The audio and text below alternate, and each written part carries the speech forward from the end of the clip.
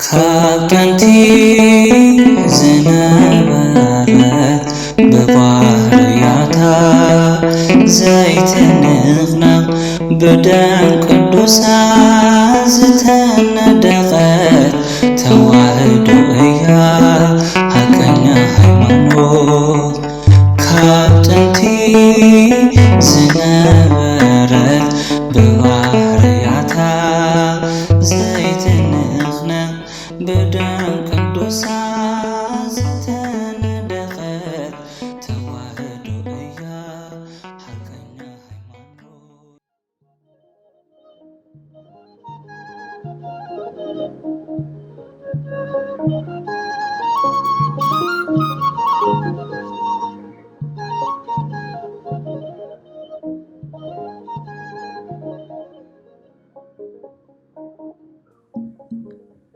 በስመ አብ ወወልድ ወመንፈስ ቅዱስ አሐዱ አምላክ አሜን። ታሪክ ገድሊ ሐዋርያ ቅዱስ ያዕቆብ ወልደ እልፍዮስ። ያዕቆብ ማለት ትርጉሙ ከም ቀዳማይ ያዕቆብ ወልደ ዘብዴዎስ ኮይኑ ነገዱ ካብ ጋድ ሃገረ ስብከቱ ኢየሩሳሌም ዕረፍቱ ድማ 10 የካቲት ቁጽሩ ከዓ ካብ 12 ሐዋርያት እዩ። ሐዋርያ ያዕቆብ ምንም እኳ ናብቲ ዕንጨይቲ ውዱእ ክገብሩ ከለዉ ኢየሩሳሌም ከም ዝበጽሓቶ እንተዘይተገልጸ ስብከተ ወንጌል ዝጀመረላ ግን ኢየሩሳሌም ከም ዝኾነት ታሪኹ ኣስፊሑ ይነግረና። ስለዚ ሐዋርያ ቅዱስ ያዕቆብ ወልደ እልፍዮስ ስብከተ ወንጌሉ ካብ ማእከል ኢየሩሳሌም ክጅምር እንከሎ ኣብ ምኵራብ ኣይሁድ ቤት ጸሎት ኣትዩ ሰገድ ከይበለ ናይ እግዚኣብሔር ወልድ ኣምላኽነትን ብመልክዕና ሰብ ንፍጠር ካብ ዝበሉ ሓደ ከም ዝኾነ ንሱ ናብ ማህፀን ቅድስት ድንግል ማርያም 9 ወርሕን 5 መዓልትን ከም ዝተጾረን ድንግል ማርያም ዝወለደቶ ንሱ እግዚኣብሔር ከም ዝኾነን ነቶም ዘይድፈሩ ኣይሁድ ከይፈርሐ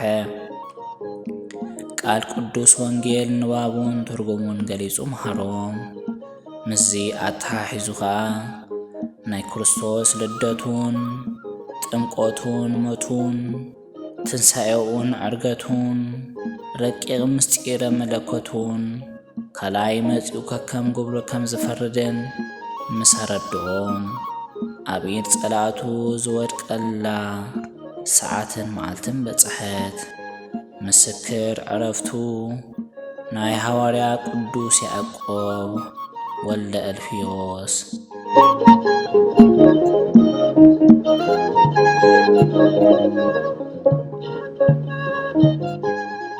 እቲ ናብ ኣይሁድ ሓዲሩ ንጐይታ ጸላእቲ ዘለዓዓለ ሰይጣን ነቶም ምኽንያት መኽሰሲ ጫፍ ነገር እንተረኸቡሉ ኢሎም ጽንኢሎም ክሰምዑ ዝጸንሑ ህዝቢ ቀሳቒሱ ከም ዝጥዕሞም ገይሮም ነቲ ሽዑ ዝነበረ ንጉስ ቀላውዴዎስ ዝበሃል ሓደ ዘይንፈልጦ ሰብ ኣብ ኣውራጃናን ወረዳናን እናተዘዋወረ ኣነ ባርያ ኢየሱስ ክርስቶስ እየ፣ ንምድራዊ ንጉስኩም ኣይትገዝኡ፣ ኢየሱስ ክርስቶስ እዩ ንጉስኩም እንዳበለ ንሃገርና ከጥፍእን ንህዝብና ከጋግን ኮነ ኢሉ ዝመጸ እዩ ኢሎም ናብቲ ንጉስ ኣመልከቱሉ።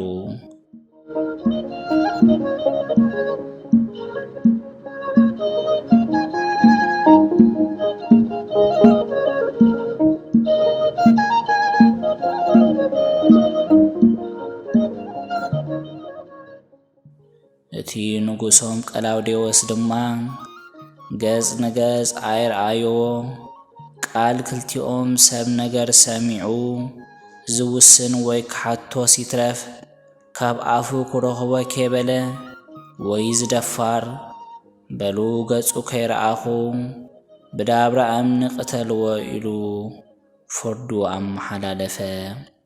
ነቢይ ዳዊት ብዛዕባ እዚ ከምዚ ዓይነት እዚ ብእምኒ ዝሞቱ ቅዱሳን ሐዋርያት ክትጠቀስ እንከሎ ከመካየላ ከንክዎሙ ለብዙሃን ኢሉ ዝተነበዮ ንኽፍጸም ከሰስቱ ብዘይ ሓንቲ መዓልቲ ቆጸራ ነገሮም ስለ ዝሰለጦም ነቲ ንጉስ እንዳኣመስገኑ ንሐዋርያ ያዕቆብ ወልደ ኣልፊዮስ ከም ዝተኣዘዝዎ ብዳብራ እምኒ ቀተልዎ። ብድሕሪ እዚ ኸዓ እቶም ከሰስቱ እንጓዕዳኣ ቀተልናዮ እምበር ሕጅስ ሞት ከም ኣዳም ኢሎም ፋሕ ምስ በሉ እቶም ምእመናን መጺኦም ከምቲ ንእስጢፋኖስ ብጻዊው ዝተገበረሉ ሓዘኑሉን ኣብ ውሽጢ ቐጽሪ ቤተ መቕደስ ኢየሩሳሌም ቀበርዎን።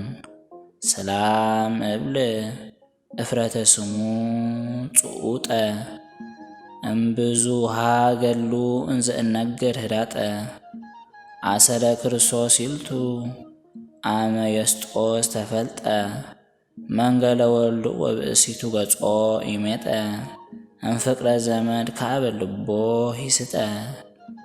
ስብሐት ለእግዚአብሔር ወለወለድቱ ድንግል ወለመስቀሉ ክቡር አሜን።